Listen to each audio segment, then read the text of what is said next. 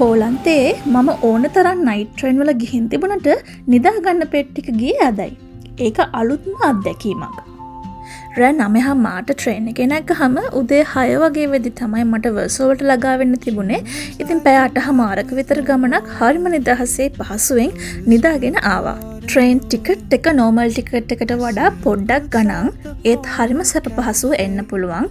අපි ට්‍රේන් එකට නැග්ගට පස්සේ ටිකට් එක චෙක් කරනවා. ඊට පස්සේ එයාලා ටිකට් එක චෙක් කරන්න එන්නේ නැහැ උදේ වෙනකම්ම. ඔයා දුර ගමනක් යන්න හිතන් ඉන්නව නම් නයිට් ට්‍රේන් එකේ මේ වගේ ඇදක් බුක් කරගෙන යන එක ඔයාට ගොඩක් පහසුවක් වේවි.